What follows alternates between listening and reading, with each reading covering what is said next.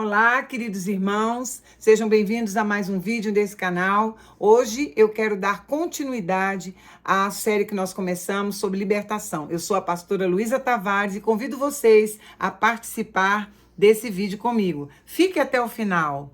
Hoje nós estamos falando sobre Deuteronômio 30:19, dando continuação àquilo que nós começamos falando sobre o que o Senhor tem para nós e como Ele nos ensina através da libertação, que está lá escrito em Êxodo 25, que o Senhor é um Deus zeloso, que visita a iniquidade dos pais nos filhos até a terceira e quarta geração daqueles que o aborrecem. Então, aqui em Deuteronômio 30:19, o Senhor diz: os céus e a terra tomo hoje por testemunhas contra ti, que te propus a vida e a morte, a bênção e a maldição.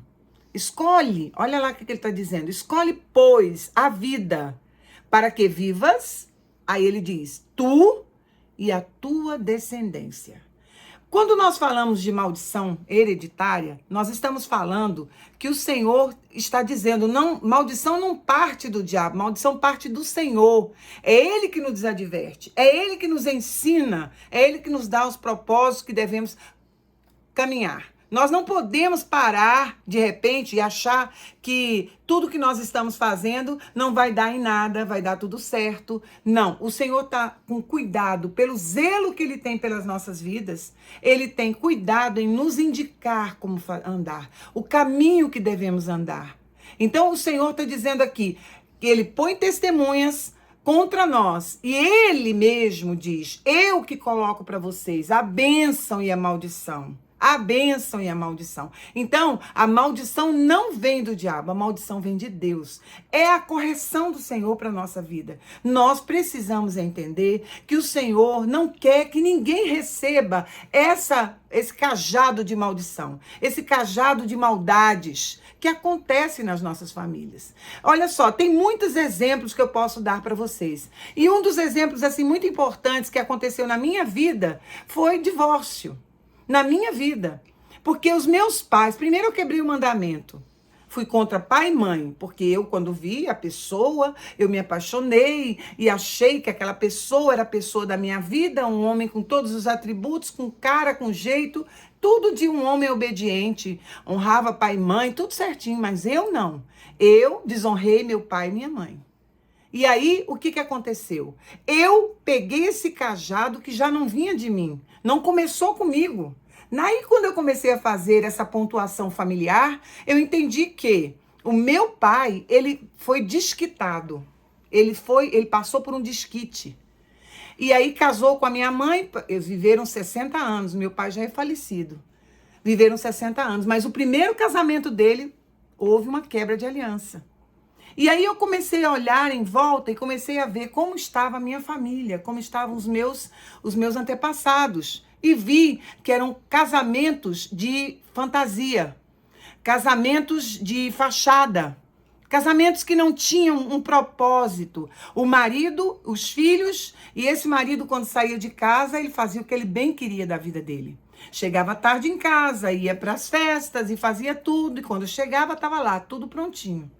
Não era um casamento digno de honra. Era aquilo que era dentro de casa, duas pessoas morando separadas. Então eu vi que essa maldição de divórcio, de separação, ela começou a me acompanhar.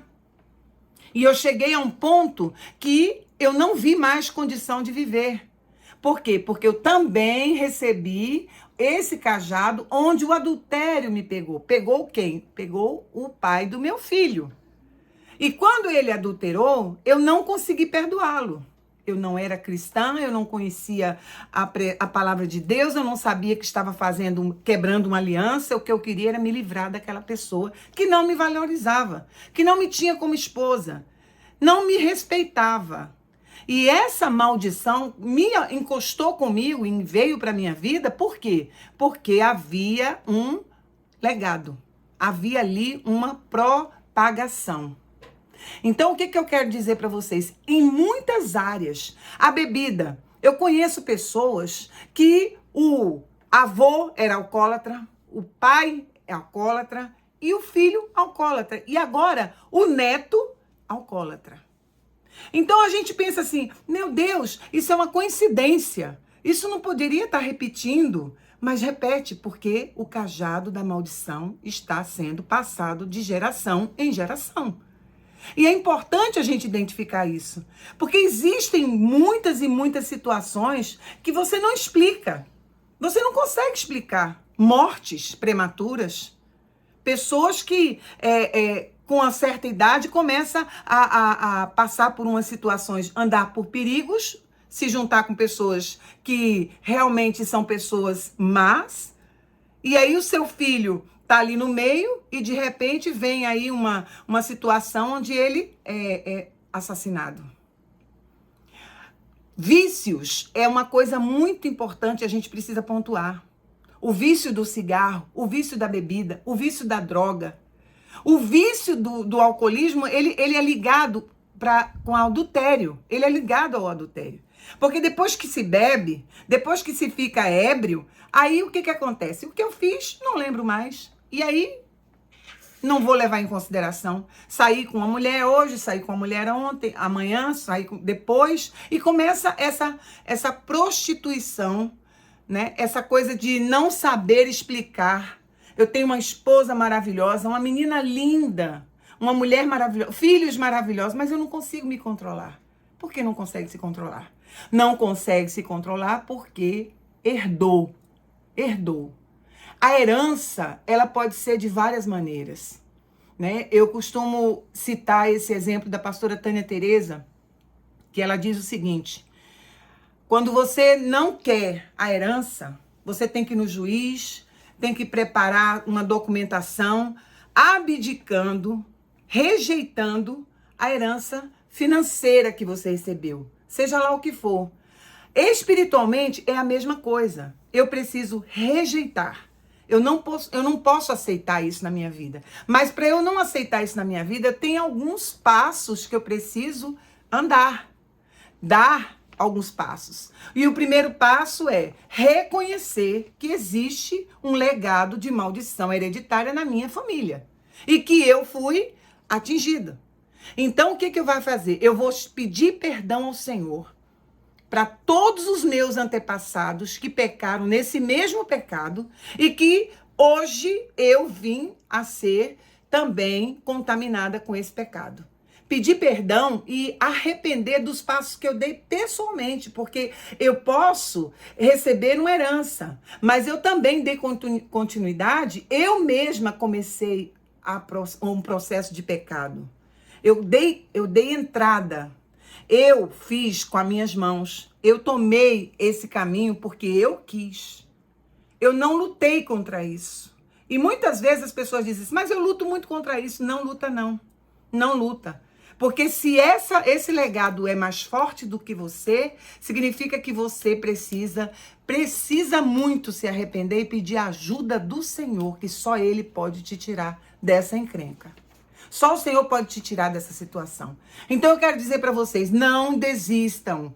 Vá fazer o seu mapeamento, veja quais são os legados, veja qual é a situação que você vive, o que a sua família já viveu e tome uma posição. Comece a lutar, mas com armas certas, porque desde o momento em que eu disse para o Senhor, Senhor, eu não quero me casar para separar.